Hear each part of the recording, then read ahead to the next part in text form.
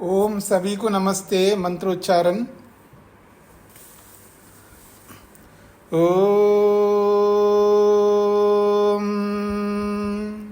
सहना भवतु सहनौ भुनक्तु सह वीर्यं करवावहै तेजस्विनावधीतमस्तु मा विद्विषावहै। ओम शांति शांति शांति।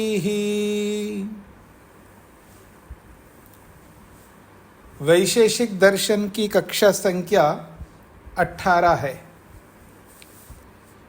प्रथम अध्याय के प्रथम आहनिक का 19वां सूत्र चल रहा है। उभयथा गुणः। गुण दोनों प्रकार से होते हैं।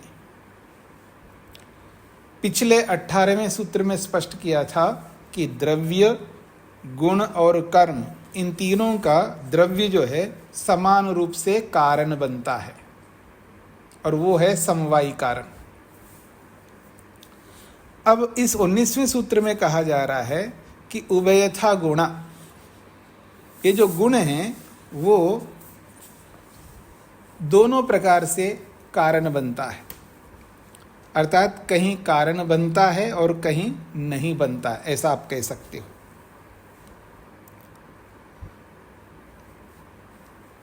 तो द्रव्य, गुण, कर्म, इन तीनों का गुण कारण समान रूप से बनता है, लेकिन हर जगह नहीं बनता है। जैसे अवयवों का जो संयोग है, अवयवों का जो संयोग है वो अवयवी द्रव्य का कारण बनता है। वस्त्र है, मान लीजिएगा वस्त्र, तो वस्त्र में जो संयोग गुण है, उस संयोग गुण के कारण से वस्त्र वस्त्र के रूप में विराजमान है। यदि उस संयोग को हटा दूं तो वस्त्र नहीं रह सकता।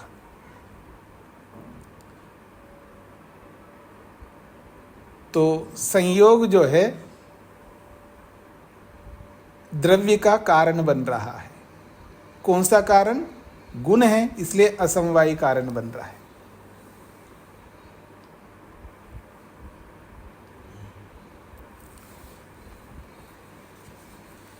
पर सारे गुण नहीं बनते। जैसे संख्या गुण है, पृथकत्व गुण है, वो कारण नहीं बनते। ये दो बातें आपके सामने आ गई।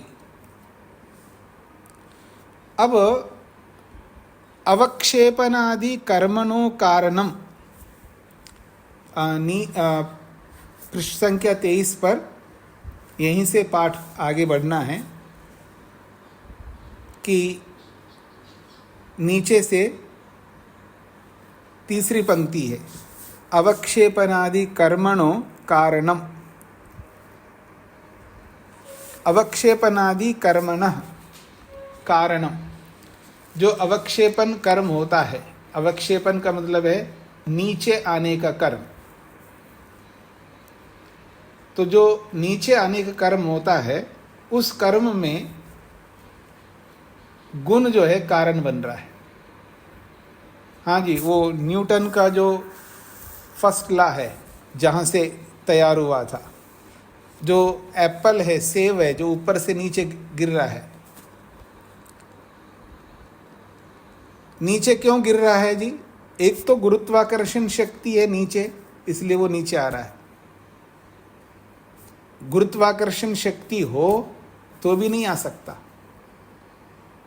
उसके अंदर भार होना चाहिए, गुरुत्व होना चाहिए।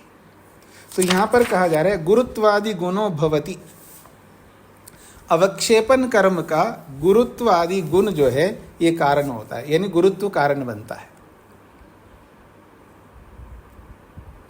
परंतु रूपादि गुणा तत्र न कारणम। जो रूपादि गुण हैं वो कारण नहीं बन रहे, लेकिन गुरुत्व कारण। गुरुत्व मतलब भारीपन। तो गुरुत्व एक गुण है 24 गुणों में, तो गुरुत्व यदि उसमें ना हो तो अवक्षेपन कर्म नहीं होगा। जो भी अवक्षेपन, जहां पर भी अवक्षेपन कर्म हो रहा है वहां गुरुत्व कारण बनेगा बनेगा। तदत्र प्रसंगे गुणो असमवायी कारणम भवति। तो इस प्रसंग में ये जो गुण है ये असमवायी कारण होता है, यानी अवक्षेपन कर्म का गुण असमवायी कारण बन रहा है, द्रव्य का असमवायी कारण बन रहा है। और कहाँ बनता है जी? गुण गुण का भी असमवायी कारण बनता है। वस्त्र में जो रूप आदि गुण आए हैं, वस्त्र में जो भी रूप आदि गुण आए हैं, रूप है, स्पर्श है, गंध है, जो भी वस्त्र में गुण आते हैं, उन गुणों का असमवायी कारण है जो तंतुओं में, धागों में रहने वाले गुण। तो गुण गुण का असमवायी कारण है, गुण द्रव्य का असमवायी कारण है, गुण कर्म का असमवायी कारण है। इसलिए कहा उभयथा गुणा। गुण जो है तीनों का कारण बन रहा है, लेकिन कहीं बनता है और कहीं नहीं बनता है। शंकर मिश्र जय नारायणाभ्याम सूत्रम अन्यथा व्याख्यातम। शंकर मिश्र हुए हैं जी वैशेषिक दर्शन के भाष्यकार, और जय नारायण भी एक व्यक्ति हुए हैं, विद्वान हुए हैं। इन दोनों ने इस सूत्र की जो व्याख्या है वो अन्यथा व्याख्यातम, अलग प्रकार से की है। उभयथा स्थाने तथा शब्दम आश्रित्य। उभयथा शब्द के स्थान पर उन्होंने तथा शब्द का आश्रय लेकर के अर्थ किया है।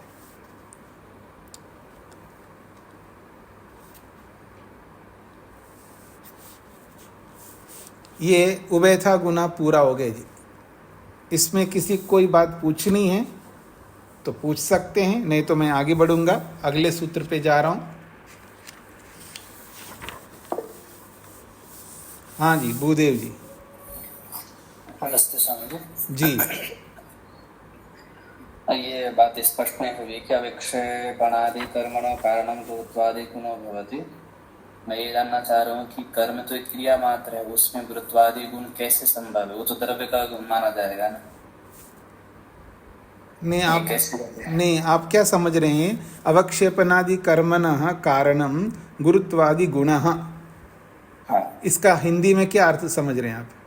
इसका हिंदी में अर्थ ये करो, अविक्षेपण आदि जो कर्म 5 गिनाया है जी, उसका कारण गुरुत्वादि जो गुण है वो कारण होते हैं, अर्थात उसमें असमवाय कारण रूप से रहते हैं। तो मैं ये बोला है क्या मैंने? असमवाय कारण रूप से रहते हैं उसमें। आपने नहीं बोला, पर ऐसा वहां पर ही घटेगा। आपने आप इसको छोड़ भी दीजिए, तो कारण बनते हैं, ऐसा गुरुत्वादि गुण कारण बनते हैं। हाँ, कारण बनते हैं ये बोला है, वहाँ रहते ये नहीं बोला है। वहाँ रहना अलग चीज है, कारण बनना अलग चीज है जी। इसको थोड़ा स्पष्ट कीजिए, कारण बनने को कैसे ले रहे हैं? जो मोटा, जो भारवान वस्तु जो नीचे गिर रहा है, अगर गुरुत्व ना हो तो अवक्षेपन कर्म नहीं होगा ना। गुरुत्व के कारण से तो अवक्षेपन कर्म हो रहा है, तो अवक्षेपन कर्म के पीछे गुरुत्व कारण बन रहा है, असमवायी कारण।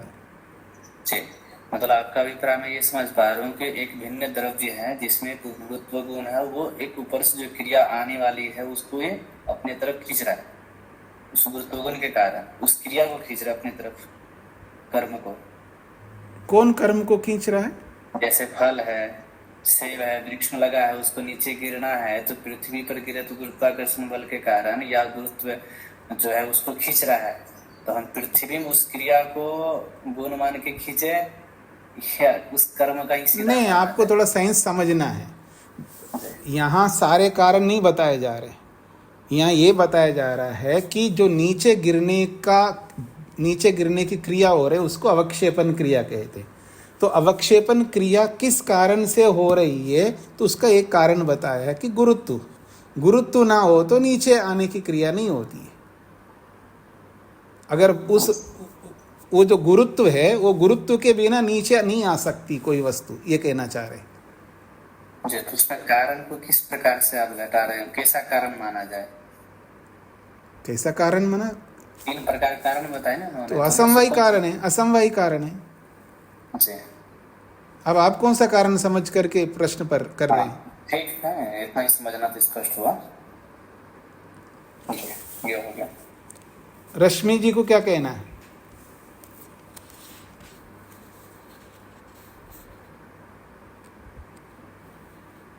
अच्छा, चेतन जी को क्या कहना है जी? स्वामी जी, आपने ये कहा जो सेब नीचे गिरता है वो भार होने के कारण भी गिरता है और गुरुत्व भी है, अगर भार नहीं हो तो नीचे नहीं गिरेगा। तो सिर्फ इतना ही जानना था कि कोई ऐसी वस्तु भी है जिसमें भार ना हो। ऐसा भार न हो ऐसा कोई वस्तु नहीं होता है। यहाँ इसका मतलब है बहुतायत में बात कही जा रही है। कोई ना कोई वस्तु है तो उसमें कोई ना कोई भार तो होता ही है। जड़ वस्तुओं के बारे में कह रहा हूँ। अगर चेतन वस्तु में तो कोई भार नहीं होता है, वो वस्तु भी और भार नहीं होता है। पर जड़ वस्तु में कोई ना कोई भार होता है, कम ज़्यादा तो होता ही है। धन्यवाद स्वामी जी। जी, प्रेम कुमार जी को क्या पूछना है? स्वामी जी, गुरुत्व जो है ये पृथ्वी का गुरुत्व ही माना जाएगा, ना कि सेब का गुरुत्व। नहीं, देखिए, गुरुत्व तो सभी वस्तुओं में होता है, पर जिसमें ज़्यादा गुरुत्व होता है वो अपनी ओर ज़्यादा खींचता है। समझ रहे हैं? जैसे सेब है, अगर वो चांद पे गिरेगा तो वो उस स्पीड पे नहीं गिरेगा क्योंकि उसका गुरुत्व कम है। नहीं, चांद पे क्यों गिरेगा जी? हाँ? नहीं, मेरा मतलब वहाँ गुरुत्व कम है। हाँ। मैं एक एनालॉजी देना चाहता हूँ कि वहाँ गुरुत्व कम है और पृथ्वी क्योंकि भारी है उसका गुरुत्व ज्यादा है, इसलिए वो सेब नीचे गिरता है सीधा। अब ये मत बोलिए कि चांद में नहीं गिरेगा क्योंकि वो दूरी बहुत है ना, चांद तो बहुत दूर पर है, वहाँ क्यों गिरेगा? वहाँ उसमें चांद पे अगर गिराया जाए हाँ तो गिरेगा, लेकिन देर से गिरेगा। तो मेन कारण जो है गुरुत्व उस बड़ी वस्तु का ही है, जैसे पृथ्वी है। हाँ जी, हाँ जी, मतलब जिसमें मैंने बोला है ना, देखिए, पृथ्वी में भी गुरुत्वाकर्षण शक्ति है, ठीक है ना? सूर्य में भी गुरुत्वाकर्षण शक्ति है या नहीं है? सेब को तो कोई चीज नहीं खींचती ना, जैसे सेब है उसके ऊपर पत्ते पड़े हुए हैं, तो पत्ते, सेब जो है पत्तों को नहीं खींचता, पत्ते हल्के हैं उससे। पत्ते भी गिरेंगे तो सेब पे नहीं गिरेंगे, पहले सेब है उस पे नहीं गिरेंगे, पत्ते भी नीचे पृथ्वी पर ही गिरेंगे। तो क्यों खींच नहीं रहा है सेब? क्योंकि मेन पृथ्वी है, बड़ी है वो पृथ्वी। हाँ तो हालांकि सेब नजदीक है पत्तों के, लेकिन वहां उस पे नहीं गिरेंगे, नीचे पृथ्वी पर ही गिरेंगे। हाँ तो मैंने बोला है ना कि गुरुत्वाकर्षण शक्ति जिसमें ज्यादा है वो अपनी ओर ज्यादा खींचता है। बात बड़ी छोटी की नहीं है, बात है जो पावर है, शक्ति है, वो किस में ज्यादा है वो खींचेगा अपनी ओर। ठीक है जी जी, हाँ जी, कुसुम जी को क्या कहना है? स्वामी जी नमस्ते। इस गुरुत्वाकर्षण के ऊपर ही थोड़ा सा कहना चाह रही हूँ कि हाइड्रोजन से भरा हुआ गुब्बारा, पृथ्वी में गुरुत्वाकर्षण बल है, लेकिन फिर भी वो हवा में तैरता रहता है जब तक कि वो कोई भारी बल उस पर कार्य ना करे। तो वो आप मैं दूसरा साइंस यहाँ नहीं बताना चाह रहा हूँ ना, वहाँ वो ना गिरने का उसका और दूसरे कारण है, उस पर हम क्यों जाएं? अन्य लोग बहुत ज्यादा डिस्कशन कर रहे हैं इस बारे में, कहना चाह रही हूँ। हाँ, वो तो सब अन्य लोगों को भी पता होगा ना जो आपको पता है। जी जी जी, जो हमारा मुख्य प्रसंग है इसी पर रहिएगा ना, आप इधर उधर मत जाइएगा। हाँ जी, मैं आगे बढ़ रहा हूँ जी। ये उभयता गुना पूरा हो गया। चेतन जी ने कुछ, स्वामी जी एक दो प्रश्न बचे हुए हैं, बोले लो। चेतन जी ने हाथ खड़ा किया, और कुछ कहना है या हाथ हटा लीजिएगा? हाँ, आपको किस विषय में, इसी सूत्र के विषय में बोलना है? प्रकरण सिंह कहता है तो उभयथा गुना, जिसमें एक पंक्ति आई थी, संख्यादि गुण अव्यवगतो अवयवी संख्या गुणस्य न कारणम भवति। हाँ जी। तो इसको थोड़ा उदाहरण के स्तर पे, जैसे मैं ये समझ पा, जैसे पट में जो तंतु है वो अवयवी है, नहीं अवयव गुण है वो, और उसका जो अवयवी बना एक कपड़ा बन के स्वरूप तैयार हुआ। अब जो 1 2 3 ऐसे कपड़ा बना, उस रूप में इनको कहना चाह रहे हैं, किस रूप में कहना चाह रहे हैं कि अवयवी की वो अवयव गुण नहीं बनते हैं? अरे आराम से धैर्य से समझने का प्रयत्न करिएगा। यहाँ 100 तंतु है, उसका एक कपड़ा बना, तो 100 में 100 संख्या है। अब अवयवी एक बन गए तो उसमें 100 संख्या थोड़ा आएगी, ये कहना चाह रहे हैं। उसमें अनेकत्व है ना 100 तंतुओं में, और अवयवी बनने के बाद उसमें अनेकत्व आएगा, ऐसा नहीं होता है। उसमें अनेक पृथकत्व है और अवयव में अनेक पृथकत्व नहीं आता है, ये कहना चाह रहे हैं। जी ठीक, ये हुआ। और 18वां सूत्र में जी वहां पर कहा है कि द्रव्य गुण कर्मों का द्रव्य जो है कारण वो सामान्य माना गया, सामान्य कारण माना है जी द्रव्य। तो द्रव्य के अंतर्गत आपने ये बताया कि आत्मा और परमात्मा भी आते हैं। तो मैं ये जानना चाह रहा हूँ, वहाँ 2 प्रश्न रहेगा, पहले ईश्वर और आत्मा के स्तर पे, कि वहाँ ईश्वर के स्तर पर द्रव्य कैसे कारण बन रहा है, क्या वहाँ घटेगा या नहीं घटेगा, ये बात है। क्या द्रव्य ईश्वर या आत्मा के स्तर पर द्रव्य कारण बनता है कि नहीं बनता है, वहाँ घटेगा क्या, ये बात है। किसका कारण बनता है? द्रव्य का द्रव्य कारण ईश्वर और आत्मा के स्तर पे। तो अब क्या सोच के क्या पूछ रहे हैं? वहाँ कार्य पदार्थ जहाँ होते हैं वहाँ ये लागू होता है नियम, लेकिन एक कारण तो है, आत्मा भी समवायी कारण बनता है गुणों का, और जो कर्म करता है जीवात्मा उसका भी समवायी कारण बनता है, और जीवात्मा से कोई अलग द्रव्य उत्पन्न नहीं होता है, तो वह कारण क्यों कर बनेगा? ठीक है, तो इसका मतलब यहाँ इस सूत्र में जो विषय आया है द्रव्य का कारण बन, मतलब कार्य और कारण जहाँ द्रव्य होता है, उत्पत्तिमान और उत्पन्न जो द्रव्य है उसमें ये सिद्धांत लागू होगा, ऐसा समझना चाहिए। नहीं, वहाँ पर भी लागू होता है, पर इसका एक ये भी है ना, कर्म और गुण दोनों भी बन रहे हैं ना द्रव्य का कारण। कर्म का और गुण का भी तो कारण तो बनेगा ही आत्मा, तो तीनों का नहीं बनेगा, 2 का तो बनेगा ही बनेगा ना, कारण गुण का और कर्म का। स्वगत गुण का रहेगा ना। यहाँ ये थोड़ा पता है स्वगत गुण है दूसरे का गुण हो, यह केवल बताया जा रहा है गुण का कर्म का कारण बनता है द्रव्य। जी जी तो जी ठीक है। और इसमें एक बात हमें ये जानना है कि जो द्रव्य यहाँ पर लिया हुआ है, तो द्रव्य में साधर्म वैधर्म भी होता है क्या, ऐसा देखना चाहिए। द्रव्य में साधर्म वैधर्म, द्रव्य में साधर्म्य वैधर्म्य, हाँ जैसे क्या पूछना चाहते हैं आप, कुछ बताएंगे तो। गुण से साधर्म वैधर्म होता है, गुण का कर्म से द्रव्य से साधर्म वैधर्म होता है, तो बताया था ना पीछे, द्रव्यों का भी साधर्म वैधर्म्य होता है। तो ईश्वर के स्तर पर कैसे देखेंगे द्रव्य का, और आत्मा साधर्म या प्रकृति के स्तर पर तीनों का? तो द्रव्य का साधर्म है, 10 आत्मा है तो 10 आत्माओं के तो साधर्म है, और आत्मा और जड़ पदार्थ में वैधर्म भी है। इतना ही तात्पर्य है ना। और कौन सा जो हो सकता है वही तात्पर्य लगाइए ना आप, जो हो सकता है वही तात्पर्य लगाइए ना, जो नहीं हो सकता उसके बारे में क्या सोचना है। जी ठीक है।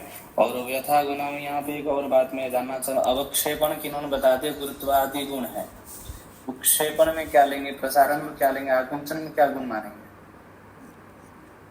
नहीं, वो उसकी कथा नहीं है, जो हो सकता है वो बता दिए यहाँ पर। अवक्षेपण आदि का ना, आदि से फिर तो हमें लेना पड़ेगा। अच्छा। हाँ, तो अवक्षेपण में आप प्रसारण में भी मान सकते हैं और आकुंचन में भी मान सकते हैं। गुरुत्व, हाँ मान सकते हैं ना। आदि फिर यहाँ क्यों लगा, किस दृष्टि से लगा दिया? जब मैंने बता दिया तो आप फिर आदि का तो बता रहा हूँ, अवक्षेपण हो गए तो आकुंचन भी हो जाएगा, प्रसारण भी हो जाएगा।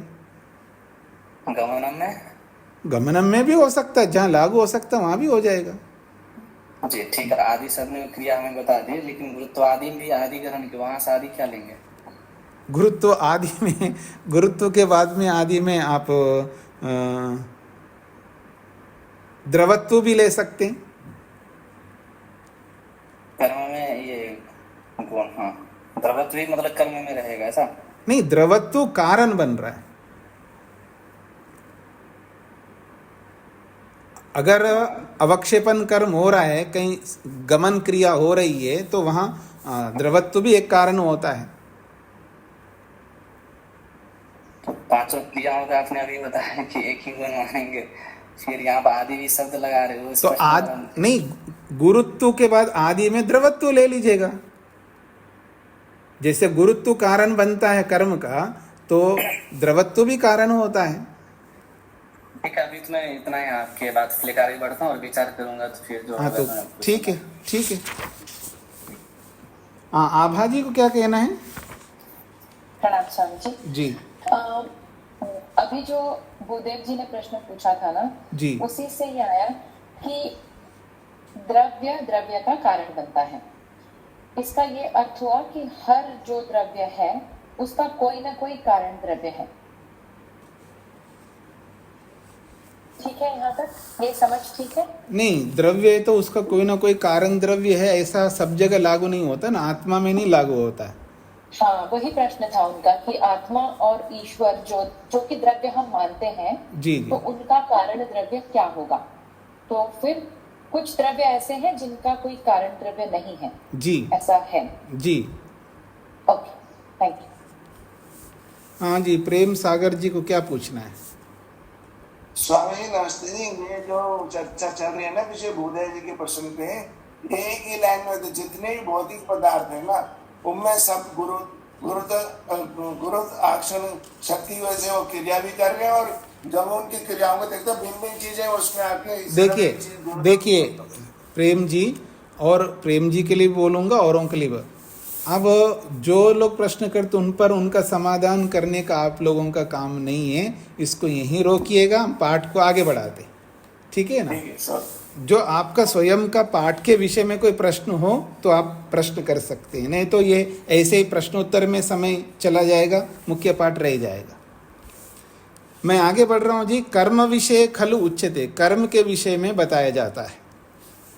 24 पृष्ठ संख्या पे देखिएगा। कर्म विषय खलु उच्यते, द्रव्य के विषय में बताया था, गुण के विषय में बताया, अब कर्म के विषय में बताया जा रहा है।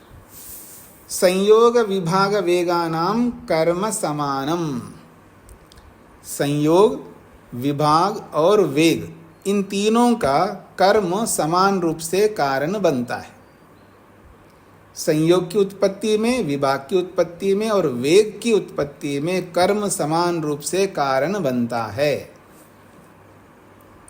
संयोग विभाग वेगानाम विभक्तानाम पृथक भूतानाम सहभाव संयोगः। संयोग किसे कहते हैं? संयोग की परिभाषा कर रहे हैं भाष्यकार। हाँ जी, संयोग किसे कहते हैं? कहते हैं विभक्तानाम पृथक भूतानाम। विभक्तानाम करते हैं पृथक भूतानाम, अलग अलग पदार्थों का सहभाव, इकट्ठा हो जाना संयोग कहलाता है।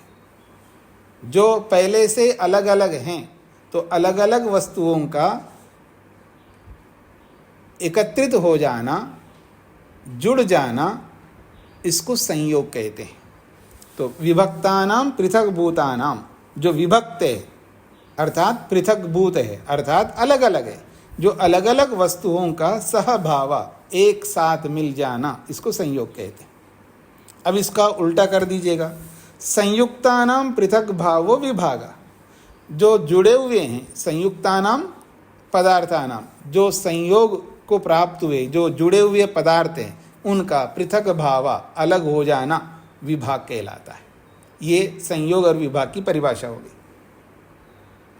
फिर वेग किसको कहते हैं? तो कहते स्वभाव प्रतिबंधक बलम, स्वभाव प्रतिबंधक बलम वेगः। वस्तु का अपना स्वभाव है जी, वस्तु के स्वभाव को रोकने वाला जो बल होता है उसको वेग कहते हैं। वस्तु का जो स्वभाव है, वस्तु के स्वभाव के विरुद्ध जो बल होता है उसको वेग कहते हैं। हाँ जी, आप मेरी ओर देखिएगा। आप बैठे हुए हैं या खड़े हुए हैं तो आपका क्या स्वभाव है? खड़ा रहना या बैठे रहना, ये आपका स्वभाव है। और आपका बेटा आकर के आपको धक्का दे दिया, देता नहीं देता? बेटा देता है। सभी बेटे लोग धक्का देते ही अपनी माँ को, पिता को। बचपन में, बड़े होकर के देते हैं तो वो लड़ाई के लिए देते होंगे, वो अलग बात है। बचपन में तो सभी लोग देते ही हैं। तो जब धक्का देते हैं तो आपका स्वभाव तो खड़े रहने का था, और वो आकर के धक्का दे दिया, तो आपके स्वभाव के विरुद्ध जो बल आपके अंदर उन्होंने पैदा किया, जिससे आप हिलते हो, दूर जाते हो, अपने स्थान से हट जाते हो, वो किस कारण से हट रहे हो? वो उसका नाम है वेग।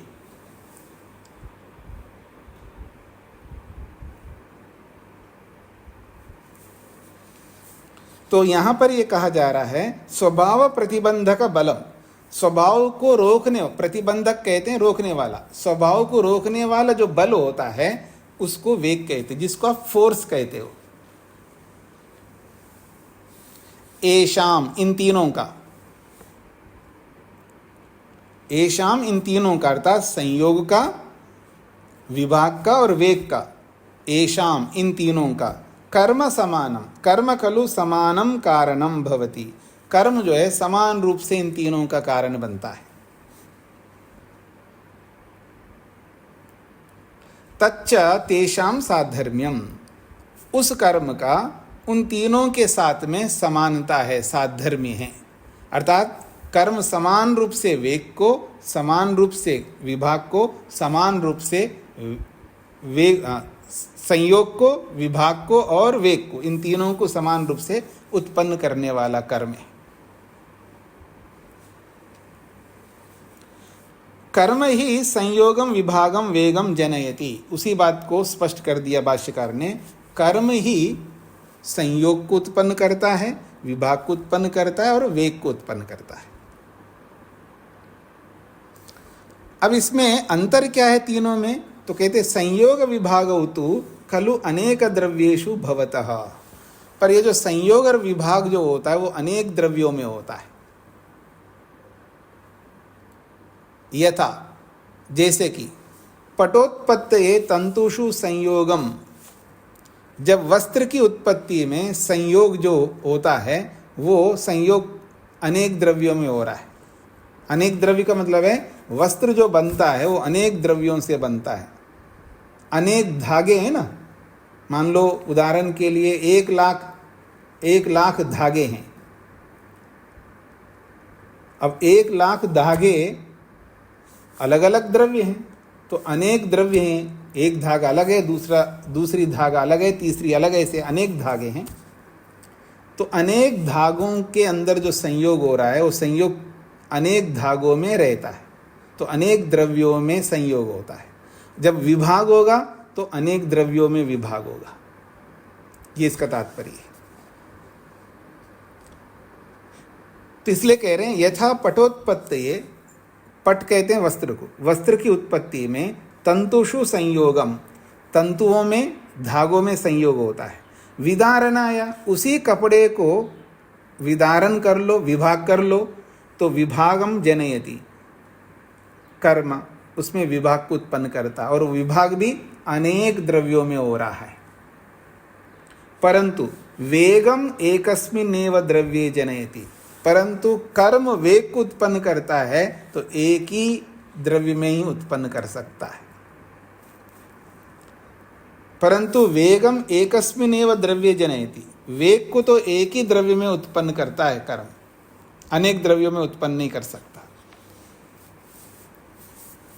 यथा शरे, जैसे कि बाण में। अब आपके दिमाग में आ गया होगा, आप बाहुबली देखे होंगे, क्यों जी? एक पिक्चर आया था ना, पता नहीं कब आया था, 15 में या 17 में शायद। तो उसमें बाण चलाया उसने कि एक साथ 3-4 बाण चलाया, तो वहां पर 3 कर्म मान्य होंगे। दिखते तो ऐसे हमको एक ही कर्म है, लेकिन 3 कर्म आपको मानने होंगे,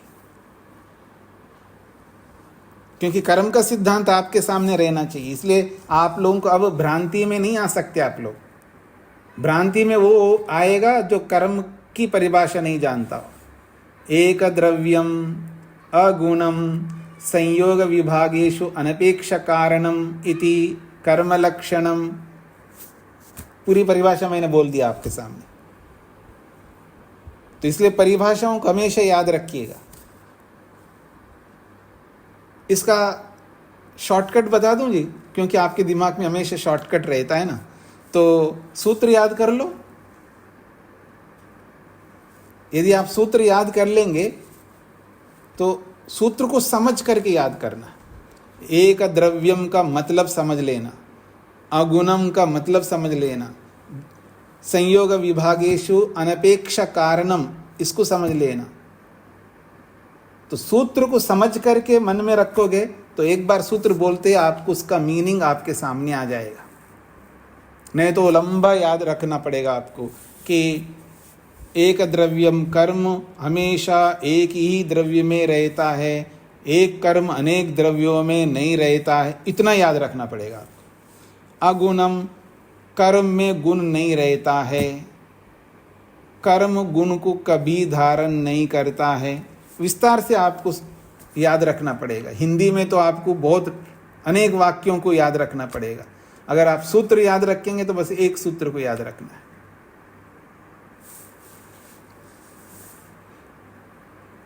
तो यहां पर संयोग विभाग वेगानाम कर्म, इतना ही बोलने से बात समझ में आ सकती है। संयोग विभाग वेगानाम कर्म, इतना ही सूत्र बनाया जा सकता। फिर भी यहां समानम शब्द लिखने की आवश्यकता नहीं है। देखिए पीछे देखिएगा, 18वां सूत्र में सामान्यम शब्द लिखा है ना, द्रव्य गुण कर्मणाम द्रव्यम कारणम सामान्यम। फिर उभयथा गुण, यहाँ पर समानम या ऐसा कुछ नहीं लिखा है, पर यहाँ लिखा है संयोग विभाग वेगानाम समानम। तो समानम लिखने की आवश्यकता नहीं, अपने आप पीछे से समझ सकते हैं। फिर भी लिखा है, क्यों लिखा है इसका समाधान कर रहे हैं।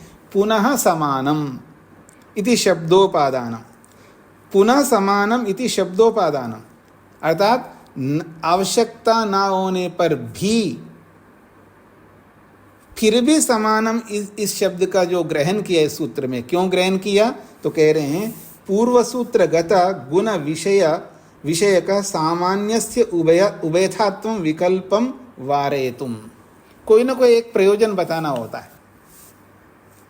पूर्व सूत्र गता गुण विषय का सामान्यस्य उभयथात्वं विकल्पम वारयितुम, क्योंकि उभयथा गुणा में दोनों प्रकार से बताया था। सामान्य में विकल्प दिखाया था वहां पर, यानी समान रूप से कारण बनता भी है और नहीं भी बनता है। अगर यहाँ समानम नहीं जोड़ेंगे तो उसकी अनुवृत्ति यहाँ पर आ जाएगी कि कर्म भी दोनों प्रकार से माना जा सकता है। उसका निषेध करने के लिए यहाँ दोबारा समानम शब्द का प्रयोग किया है।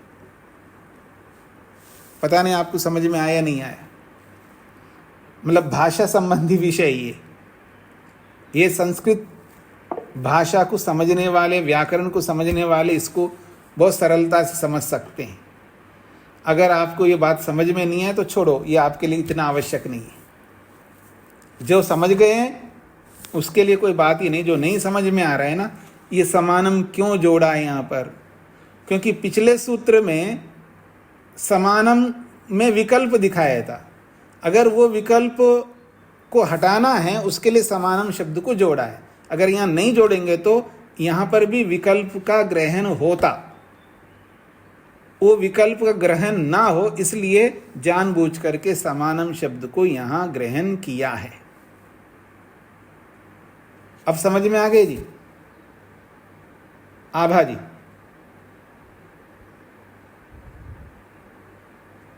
नहीं आए तो कोई बात नहीं, छोड़ दो। हाँ जी, अजीत जी को क्या कहना है?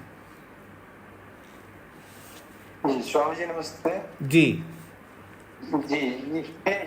जो कर्म ही संयोगम विभागम वेगम जनयति जी, ये कर्म को हम जैसे फिजिक्स में देखते हैं कि बल इन सब का कारण है। अब जो आप बता रहे हैं वो कर्म हमें बल के जैसा लग रहा है कि बल से ही संयोग होता है, बल से ही विभाग होता है, बल से ही वेग उत्पन्न होता है। क्या ऐसा हम नहीं समझ रहे हैं या नहीं, कर्म से संयोग होता है, कर्म से संयोग होता है, कर्म से विभाग होता है, कर्म से वेग उत्पन्न होता है। नहीं, जैसे कर्म संयोग या विभाग उत्पन्न करने के लिए फोर्स तो चाहिए, बल तो चाहिए। ऐसा है, आपको ये नहीं पकड़ में आ रहा है, आप फोर्स को, वेग को और कर्म को एक में देख रहे हैं, उनको अलग करके देखना होगा। क्योंकि जहाँ कर्म हो रहा है होता है ना, वो कर्म जो है वेग को भी उत्पन्न कर रहा होता है वहाँ पर, इसलिए आपको लग रहा है कि वो वेग से संयोग होता है, आपको ऐसे दिख रहा है, तो उस कर्म से वेग भी उत्पन्न हो रहा होता है वहाँ पर। जहाँ भी कर्म होता है वहाँ कुछ ना कुछ तो वेग उत्पन्न होता ही होता है, इसलिए आपको ऐसा लग रहा है कि वेग उत्पन्न कर रहा है, क्योंकि कर्म ने वेग को उत्पन्न किया है। जी जी, मैं ये कह रहा हूँ कि जो कर्म है जी, वो बल के रूप में है कि बल से ही संयोग, बल से ही विभाग, नहीं बल से ही नहीं, उसको बल नहीं कहेंगे, क्योंकि कर्म अलग होता है, बल गुण होता है, इसलिए दोनों को एक नहीं मान सकते। जी, ये मुझे भ्रांति थी कि बिना बल का तो कोई संयोग, विभाग या वेग तो उत्पन्न हो नहीं सकता। कर्म हो रहा है कर्म को। जी, देखिए, कर्म अलग वस्तु है, अलग पदार्थ है, गुण अलग पदार्थ है, तो जब वेग बोलते हैं वो गुण में चला जाएगा। कर्म तो अलग चीज है, तो कर्म को और वेग को अलग मानना है, क्योंकि कर्म वेग को उत्पन्न करता है, इसमें कोई दो राय नहीं है, पर वेग गुण है, वो कर्म नहीं होता है। लेकिन बल से कर्म भिन्न है ये। तो यही तो बता रहा हूं मैं, बल बोलो वेग बोलो एक ही बात है। बल और वेग को आप एक बात बता रहे हैं। हाँ जी, बल कहो वेग कहो एक ही बात है। जैसे कुमार चक्र घुमाने का जो कर्म करता है, तो कर्म कर करके उसके अंदर वेग उत्पन्न करता है, फिर वो उस वेग से वो चक्र घूमता रहता है, और वेग समाप्त हो जाता है तो चक्र घूमना समाप्त कर देता है। ऐसे ही कर्म से बाण के अंदर वेग पैदा करता है, फिर वो वेग जो है उसको आगे बढ़ाने का काम करता है। वेग से कर्म उत्पन्न होता है, पहले तो कर्म होगा, कर्म से वेग उत्पन्न होता है, फिर उस वेग से अनेक कर्म उत्पन्न होते जाते हैं। इसमें बल का कहीं कोई प्रयोग नहीं है स्वामी जी। हे परमात्मन, जिसको आप बल कह रहे हो उसी को यहाँ वैशेषिक में वेग कहते हैं। वेग बराबर बल। सब वेग बराबर बल। हाँ जी, हाँ जी, हाँ जी। ये एक अलग गुण है इसका। हाँ, तो 24 गुणों में वेग गुण है ना, उसी को बल कहते हैं। जी, उसी को। ठीक है स्वामी। प्रहलाद जी को क्या कहना है? नमस्ते गुरुजी जी। वो जो आपने बोला कि एक सूत्र याद रखने से सारी बातें याद आ जाती है, वो सूत्र दोबारा कहिए, मैं लिख लेना चाहता हूँ। क्यों लिखना चाहते हैं? अभी तो पीछे पढ़कर क्या है ना, गुण का लक्षण पक्का नहीं होता है। अरे वही बात है, सूत्र निकालिए ना, 3 सूत्र हैं यहाँ पर। पेज नंबर कमाल कर दिया। आप शास्त्र पढ़ रहे हैं या आप कहीं और दुनिया में रह रहे हैं? यही हूँ। तो लिखने की क्या आवश्यकता है, पुस्तक में लिखा है ना। 15वां सूत्र है द्रव्य का लक्षण, 15वां सूत्र है, 16वां सूत्र जो है वो गुण का लक्षण है।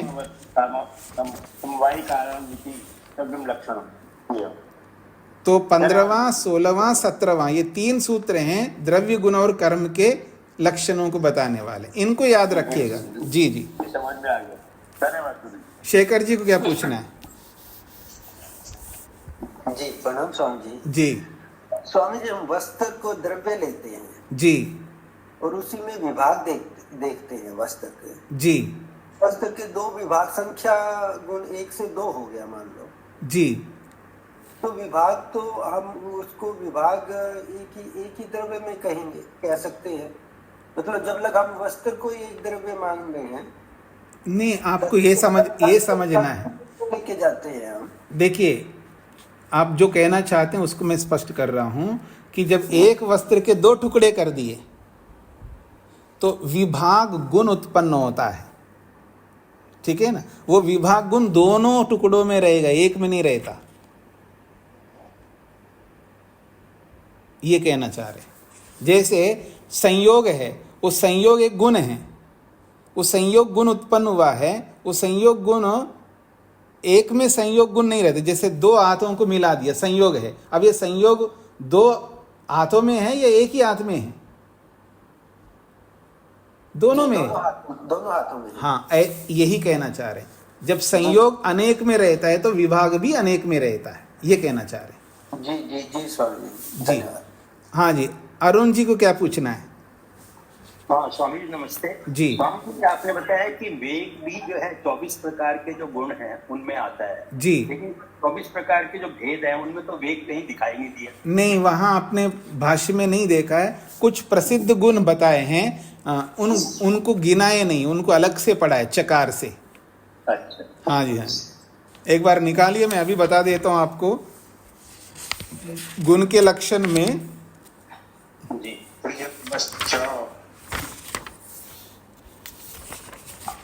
तो अंत में दिया है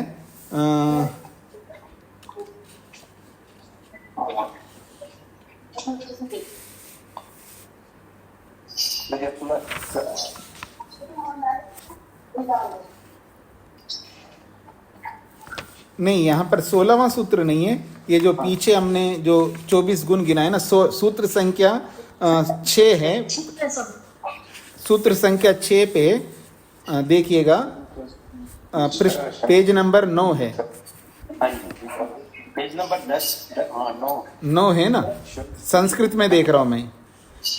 इसमें लिखा है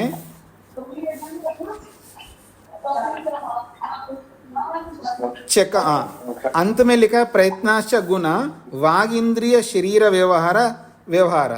ये प्रयत्न को बताया, वाणी इंद्रिय और शरीर के कारण से ये प्रयत्न होता है। चकारो लोक प्रसिद्ध गुणानाम समुच्चयार्थः। चकार जो है ना, सूत्र में चा है, वो लोक में जो प्रसिद्ध गुण हैं उनको जोड़ने के लिए आया है। तेचा, और वो जो प्रसिद्ध गुण हैं, गुरुत्व, द्रवत्व, स्नेह, संस्कार, धर्म, अधर्म, शब्द।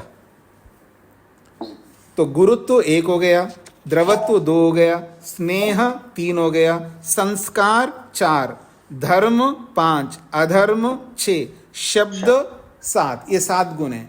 और इन 7 गुणों में जो संस्कार है, संस्कार ये 1 गुण है। अब संस्कार के 3 भेद है। संस्कार के 3 भेद, एक तो वेग संस्कार है, और एक स्थिति स्थापक संस्कार है, और एक भावना संस्कार है। भावना संस्कार उनको कहते हैं जो मन के अंदर जो संस्कार पड़ते हैं उसको भावना संस्कार कहते हैं। और स्थिति स्थापक उसको कहते हैं जब रबड़ को हम खींचते हैं तो जितना दूर ले जाते हैं वापस अपने जगह पर आता है, उसको कहते हैं स्थिति स्थापक संस्कार। और एक है संस्कार वेग संस्कार। ठीक है जी। हाँ जी, लवनीश जी को क्या पूछना है? नमस्ते स्वामी जी। जी स्वामी जी, संयोग, विभाग और वेग ये तीनों ही कर्म से उत्पन्न होते हैं जी। ये तीनों में साधर्म्य हो गया, ठीक है चलिए। हाँ जी। और संयोग, विभाग अनेक द्रव्यों में होते हैं, परंतु वेग केवल एक द्रव्य में होते हैं, तो ये विधर्म्य भी मानेंगे? नहीं जी, केवल इतना देखना है कि कर्म समान रूप से संयोग, विभाग, वेग को उत्पन्न करने वाले होते, इतना ही देखना है आपको। ये तो सही है कि वैधर्म तो आप जहाँ आवश्यकता है वहीं देखना होता है। यहाँ वैधर्म देखने की बात नहीं बताई जा रही है कि वैधर्म भी है। यहाँ साधर्म दिखा रहे हैं। जब साधर्म दिखा रहे होते हैं वहाँ वैधर्म नहीं देखना होता है। जब वैधर्म दिखा रहे होते हैं वहाँ साधर्म नहीं देखना होता है। आपको स्पष्ट हो रही मेरी बात? जी जी स्वामी जी। जब आप पत्नी में साधर्म देखोगे तो साधर्म ही देखते जाइए, वैधर्म देखेंगे तो लड़ाई हो जाएगी। समझ रहे ना? ठीक है सर। जब तलाक देना होता है तब वैधर्म देखना, वहां साधर्म नहीं देखना है।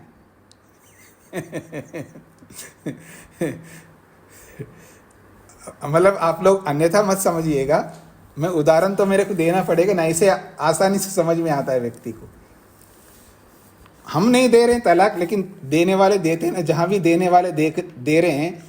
आज जो है रोज तलाक होते हैं दुनिया में, तो जहाँ भी तलाक हो रहा है वो वही धर्म ही देखते हैं, इसलिए तो तलाक दे रहे।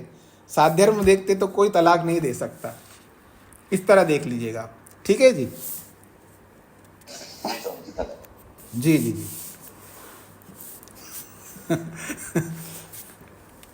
ये जो वैशेषिक दर्शन है ना, ये व्यवहार में भी उतना ही उपयोग है जितना मुक्ति के लिए, यानी लौकिकता में भी बहुत उपयोगी है और आध्यात्मिकता के लिए भी। यानी दोनों बातें कही है, अभ्युदय सुख के लिए भी उपयोगी है और निःश्रेयस सुख के लिए भी उपयोगी है।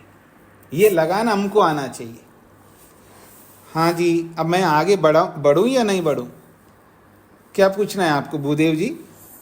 जी, ये सूत्रगत जो विषय बताया गया है जी वो स्पष्ट हुआ, पर वहाँ एक शंका स्थल यह है संयोग का संयोग बने रहने में यहाँ पर क्या है, नहीं, संयोग और विभाग और वेग होने में कर्म सामान्य कारण बताया, साधन बताया। पर मैं जानना ये चाह रहा हूँ कि संयोग का संयोग बने रहने में द्रव्य का वो संयोग ही कारण मानेंगे? संयोग का संयोग बनने में, संयोग का संयोग बने रहने में, हाँ हाँ, कर्म वहाँ कारण मानना चाहिए या संयोग दोनों को कारण मानना चाहिए? फिर वहाँ पे नहीं, वहाँ तो बताया था ना, संयोगज संयोग होता है, विभागज विभाग होता है। संयोग से संयोग उत्पन्न हो सकता है और विभाग से विभाग उत्पन्न होता है। तो वो जो संयोग बने रहने की जो अवस्था, वो संयोग गुण के कारण माना जाएगा, ऐसा? वहाँ कर्म भी होता है, कर्म भी होता है, लेकिन वहाँ बोला था ना संयोग, वहाँ जो बोला गया था ना, कहाँ की बात की ये? कर्म के विषय में लिया। हाँ जी, गुण के लक्षण में बताया था कि संयोग विभाग में गुण कारण नहीं होता है, अनपेक्ष होता है। संयोग विभाग में गुण कारण नहीं होता है, लेकिन संयोग में गुण कारण होता है, विभागज में गुण कारण होता है, ऐसा बताया था यहाँ पर। तो मतलब संयोगज में संयोग कारण बनता है, तो मतलब वही स्थिति आप कहना चाह रहे हैं कि संयोग एक बार हुआ क्रिया के द्वारा, कर्म के द्वारा, अब जो संयोग बनेंगे रहने की जो अवस्था निरंतर, वो वहाँ संयोग गुण को मानना चाहिए कारण, ऐसा? हाँ जी, हाँ जी, ठीक है, ये हुआ। और वेग क्रिया के द्वारा उत्पन्न हुआ, और वेग बने रहने में क्या कारण मानेंगे? नहीं, वेग बने रहने में वो तो कर्म ही कारण है ना। वेग, कर्म ने वेग को उत्पन्न किया, कितना वेग उत्पन्न किया उतना बना रहेगा, और वो जब उसका सामर्थ्य समाप्त हो जाएगा, अपने आप समाप्त हो जाएगा। नहीं, जैसे हम पृथ्वी को उदाहरण लेते हैं, सूर्योदय चक्कर लगा रहा है, एक बार उसमें वेग हुआ, चाहे ईश्वर के माध्यम से हुआ या आकर्षण प्रत्याकर्षण से हुआ, तो निरंतर गतिशील है वो द्रव्य। नहीं, वो एक नहीं, आप ये कैसे कह सकते हैं एक बार वेग उत्पन्न कर दिया उसमें? वो तो घुमा ही रहा है, वो बैठ करके परमात्मा उसको समझा ईश्वर घुमा रहा है। तो और क्या, जब आप ईश्वर को लाएंगे तो मैं यही तो बोलूंगा ना, ईश्वर घुमाता जा रहा है उसको। एक बार काम करके वो हमारी तरह थोड़ा भाई एक बार मैं पैसा कमा लूं, बस बैठ करके आराम से खाता रहूं, कुछ कमाने की मेहनत करने की जरूरत नहीं, यही तो सोचता है आदमी। याद रखना, आप सबके मन में कभी ना कभी आया होगा ये विचार, हे भगवान ऐसा कोई दिन आ जाए कुछ करना ना पड़े, सब कुछ मिल जाए, कुछ करना ना पड़े और सब कुछ मिल जाए। ये सोच सबके अंदर होता है और ये होना भी चाहिए, याद रखिए, ये होना भी चाहिए। मैं ऐसा कर लूं, ऐसा प्रबंध कर लूं, फिर कुछ कर्म करना ना पड़े, ये तभी होगा जब मुक्ति में हम जाएंगे। जी, एक उदाहरण लेता हूँ। रुकिए, आप रुकिए। तो ये तो हम कर सकते हैं क्योंकि हमारा सामर्थ्य बहुत कम है, पर परमात्मा सर्वशक्तिमान है, उसको हर समय क्रिया करते हुए उसको कोई परेशानी नहीं होती है। वो जो सब जगह है, जो हम लोग सब जगह नहीं रह सकते, हमारी अपनी बाउंडेशंस हैं, हमारी अपनी सीमाएं हैं। परमात्मा के लिए कोई सीमा ही नहीं है। तो उसके लिए ये नहीं कह सकता कोई व्यक्ति कि उसने एक व्यवस्था दे दी है फिर वो व्यवस्था में चलती रहेगी। कह सकता है, लेकिन ये भी मैं कह सकता हूँ उसको व्यवस्था दे के रखने की जरूरत नहीं है, वो निरंतर व्यवस्था देता रहेगा, वहीं बैठा हुआ है। तो वहाँ बैठा हुआ है तो निरंतर कर्म कर रहा होता है, निरंतर घुमा रहा है, उसको क्या समस्या है? जी, इसमें फिर दूसरी बात ये मुझे समझने की आवश्यकता पड़ रही है। ईश्वर इतना सूक्ष्म द्रव्य है, सामर्थ्यशाली है, और ये प्रकृति यानी इतना बहुत स्थूल है उसकी दृष्टि में, उससे जो संयोग रखेगा, संबंध रखेगा, वो किस आधार पर रखता है वो नहीं स्पष्ट होता। अरे वो तो सर्वव्यापक है, तो हमेशा संयुक्त ही रहेगा। मतलब क्या सामीप्य संबंध से कैसा, वो थोड़ा सा वो यहाँ विषय नहीं है। वो वेदांत दर्शन पढ़ लेना, तब वो समय आ जाएगा आपको। वेदांत दर्शन में लेता हूँ, ये घटाइए, इसमें जैसे मोटर है, मोटर में एक बार वेग उत्पन्न हुआ, घूम रहा है लगातार, वो वहाँ क्या मानेंगे, बिजली को कारण मानेंगे, वो क्रिया रूप में देखेंगे, गुण के रूप में? तो निरंतर बिजली मिल रही है, इसलिए निरंतर घूम रहा है, तो वो गुण मानेंगे ना बिजली को, उसे घूर्णन क्रिया में। आप क्या मान रहे? बिजली तो एक तत्व हो गए ना, पदार्थ हो गए ना, वो शक्ति है, पदार्थ है, बिजली तो गुण हुआ ना, शक्ति तो गुण होगा, पदार्थ हाँ कह सकते हैं, ठीक है। तो विद्युत एक पदार्थ है ना, द्रव्य ले सकते हैं ना उस द्रव्य का, क्योंकि केवल गुण नहीं रहता ना वहां पर, गुण के साथ हमेशा द्रव्य रहता है।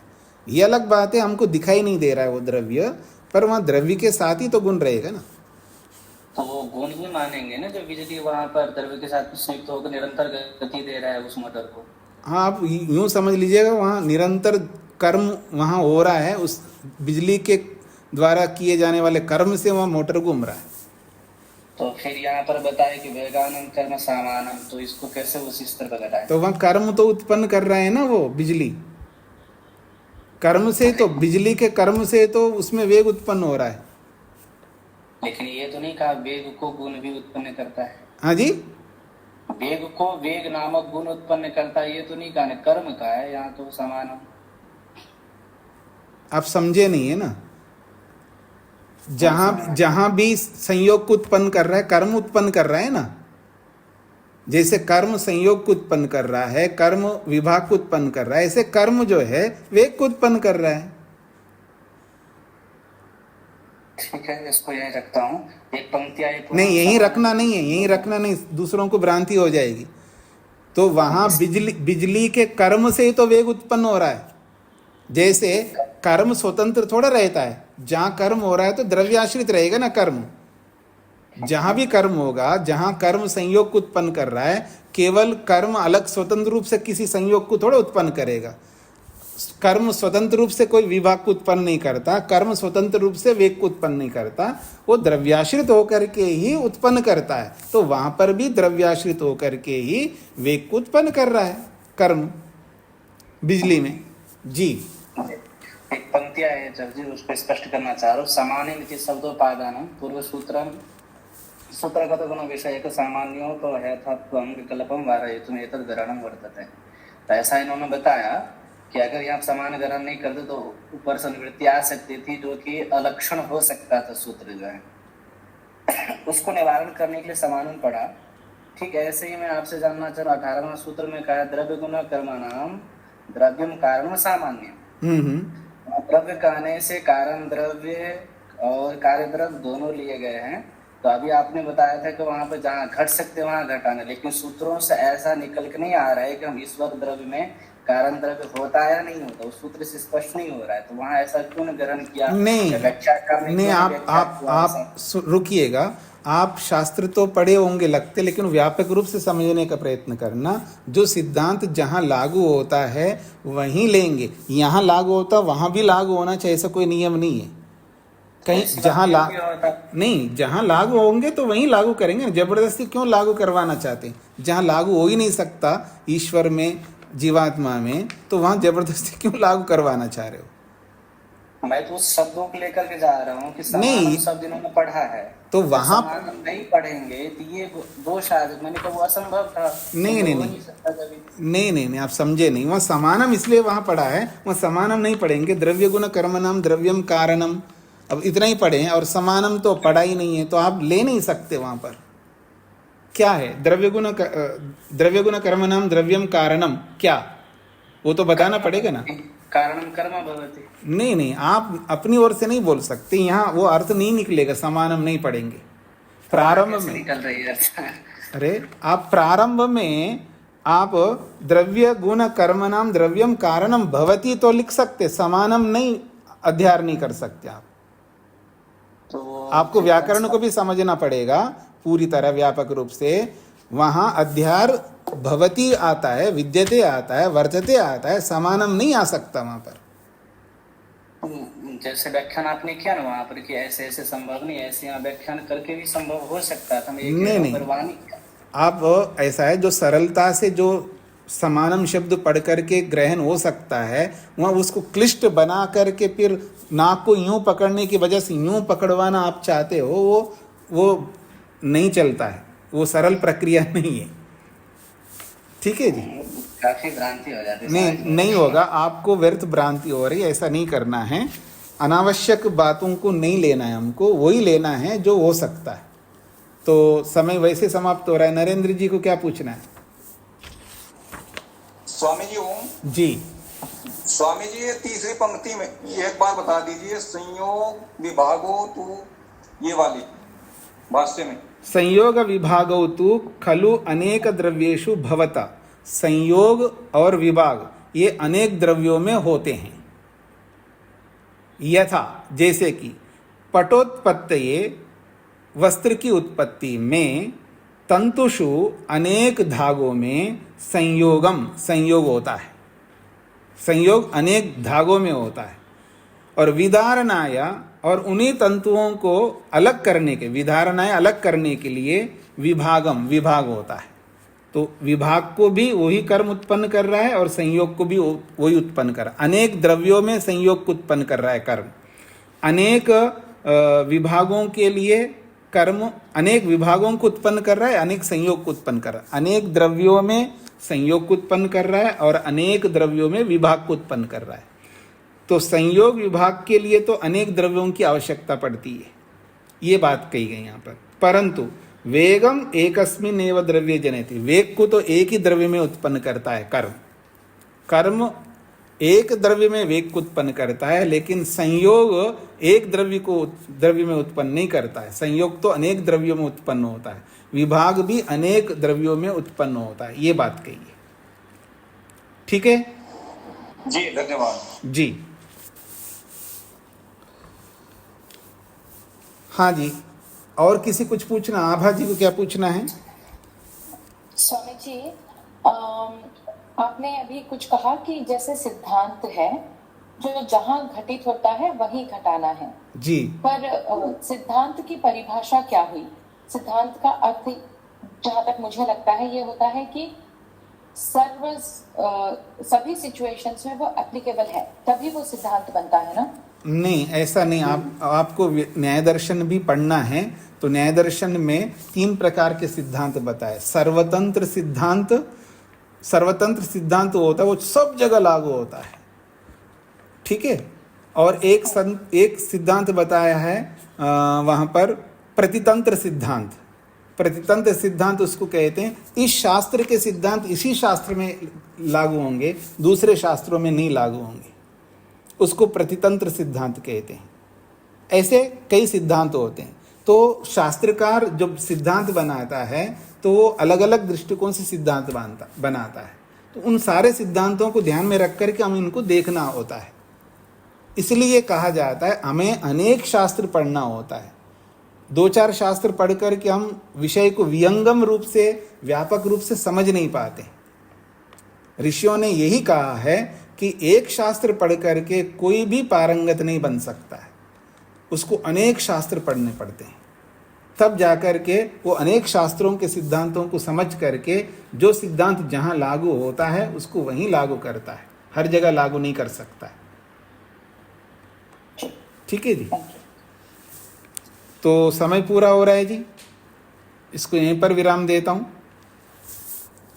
ओम शांति शांति शांति।